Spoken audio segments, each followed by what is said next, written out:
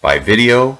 I had an issue at work, had to travel, and I do appreciate you being flexible.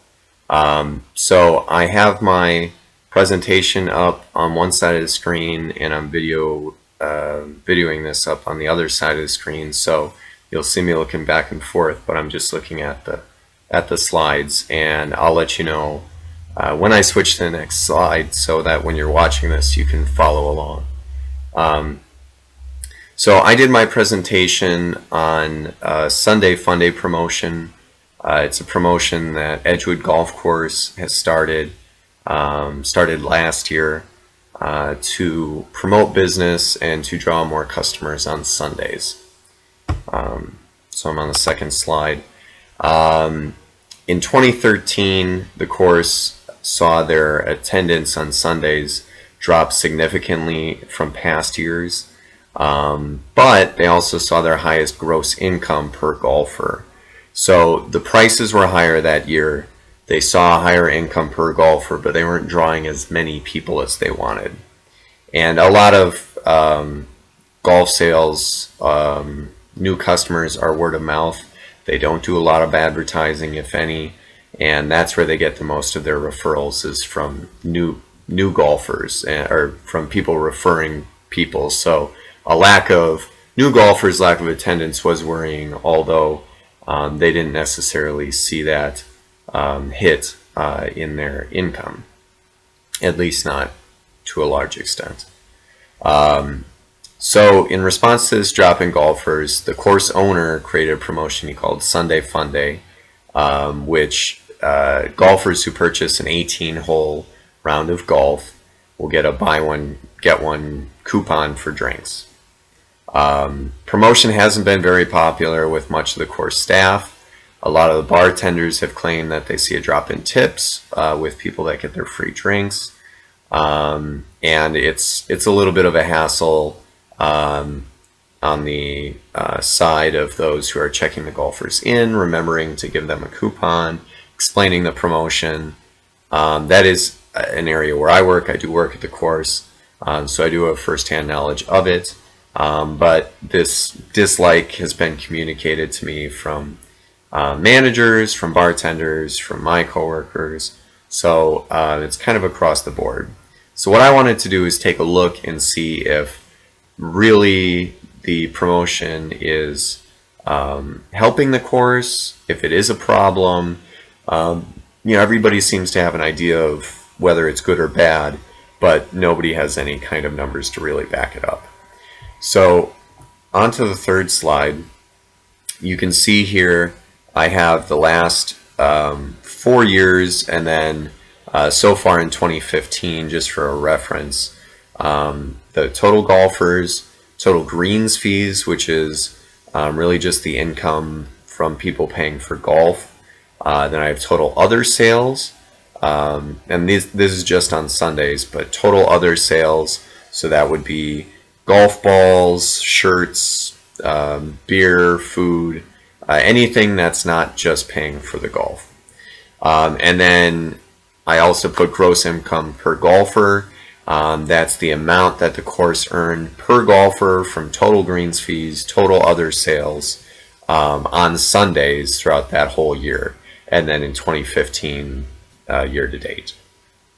And so you can see the dip in 2013 where attendance dropped from the previous year about 1,500 golfers, but from the average it dipped about 600 or so.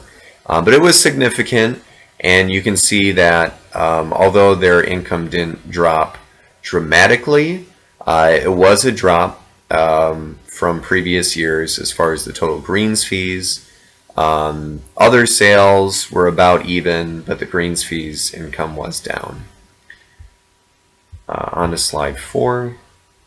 So this gives, again, just kind of another visual of the amount of total golfers from year to year.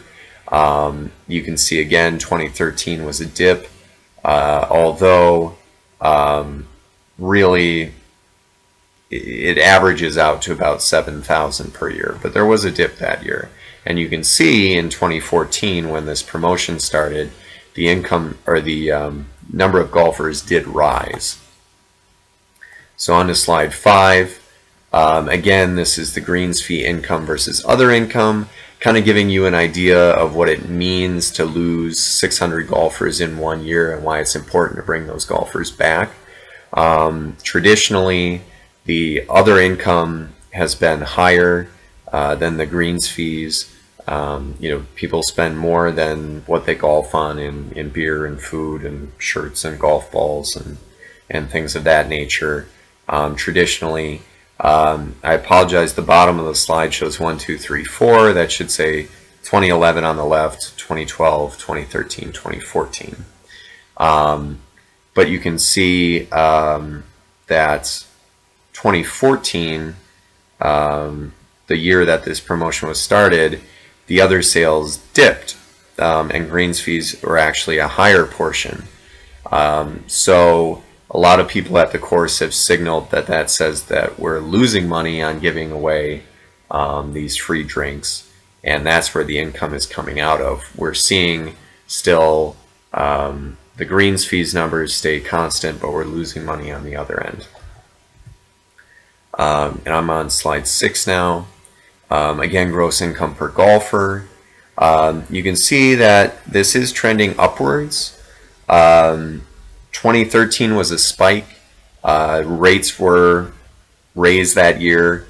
They did bring the rates back down to try and bring back some of those golfers that they missed. And you can see this year, it's in 2015, it's up slightly from last year, although it's hard to gauge that as we're only a part of the way through the year. But generally, we are trending upwards. And so slide 7, my recommendation is that even though a lot of the staff dislike the promotion, it's too hard to make a decision at this point. We've had 1 year to choose from. There are a lot of things that can affect the amount of golfers, the amount of income, the amount of other sales. The economy is one. Weather is another big issue as far as attendance. So it's too early to say just based on 1 year.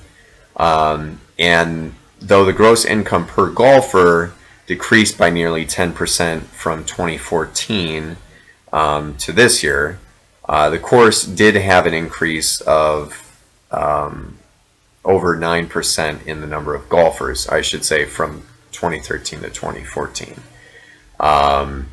They had an increase of 9%, and that's pretty significant. It's hard to say whether that is just due to this promotion. They do run other promotions throughout the week, and that's why, again, I hope that the course continues to do this for at least 1 more year to get a better sample size, because it's too hard to tell whether this promotion is really affecting the course in the way they want it to or not, or if it's other factors. And so that was my last point, is really, there's not enough data here to say whether this is really a drain on the course or not. If you go back to slide 3 again, just want to point out that the total greens fee sales went up in 2014 from 2013. Total other sales also went up. So you're getting more revenue, although the gross income is less, because you're getting that little bit more revenue from quite a few more golfers. And I think it's important to see how this plays out and see, even though you may be losing a little bit of money on some of these golfers, losing a little bit from years past. In 2013, rates were higher. You didn't have this promotion. With 7,000 golfers, maybe you would have seen more income. But it's hard to say, again, how that has an effect on other days. Those extra 600 golfers they got this year can go tell, another 500 people, and maybe next year we'll really start to see the effects of this. But I found it very interesting to go through. It had a real world meaning to me. You know, this is something that I go through at work. You know, it affects me. It's something I can take to my boss and show and say, you know, I think that we're jumping the gun a little bit too early on this to say that it's not been successful, or, you know, just because we don't like it. I think it's worth sticking with it for another year. And like I said, I just found it very interesting to go through.